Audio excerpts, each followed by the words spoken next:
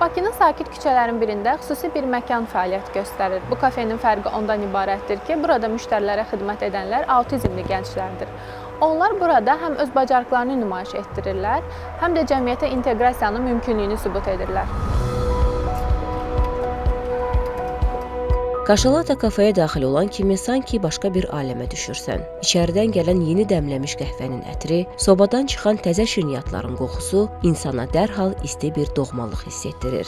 Ən maraqlısı isə odur ki, bütün bu ləzzətli təamları hazırlayanlar və xidmət edənlər neyro-müxtəlifliyi olan gənclərdir. Kaşalata kafesinin təsisçisi, Birgə və Sağlam İctimai Birliyinin rəhbəri Aytən Eynalova 22 yaşlı autizmli gəncin anasıdır. İllər əvvəl valideyn kimi yaşadığı çətinliklər ona bu sahədə yeni yol açmağa ilham verib.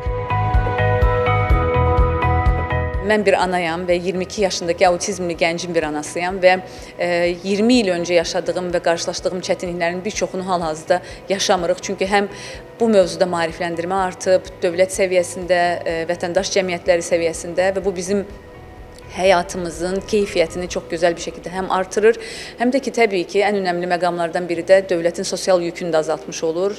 Hazırda kafedə 10 nəfər gənc çalışır. Onlardan biri Down sindromlu, 9-u isə autizmli gənclərdir.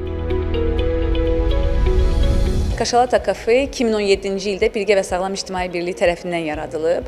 Hansı ildən etibarən biz neyro-müxtəlifliyi olan insanlara iş bacarığı öyrədirik və bu iş bacarığını öyrədərək onları cəmiyyətə inteqrasiya etməyə çalışırıq. Sərbəst şəkildə özlərini idarə edə biləcəklərini onların özlərinə göstərməyə çalışırıq, inandırmağa çalışırıq. Kafe əslində çox kiçik bir məkandır, ancaq böyük bir mesaj verən bir məkandır. Hansı ki biz bu kafemizlə cəmiyyətə çatdırmağa çalışırıq ki, neyro-müxtəlifliyi olan insanlara doğru yollar açıldığında, o imkanlar verildiyində, eyni zamanda yanlarında doğru insanlar olduğunda və onların bacardığı bir işi onlara təqdim etdiyinizdə onların həyatda edə bilməyəcəyi heç bir şey yoxdur. Kaşalata layihəsi dövlət qurumlarının və özəl şirkətlərin dəstəyi ilə həyata keçirilib. Bu sosial layihəyə cəmiyyətin diqqəti də böyükdür. Ən önəmli hadisələrdən biri isə ölkənin birinci xanımı Mehriban Əliyevanın Kaşalatanı 3 dəfə ziyarət etməsidir.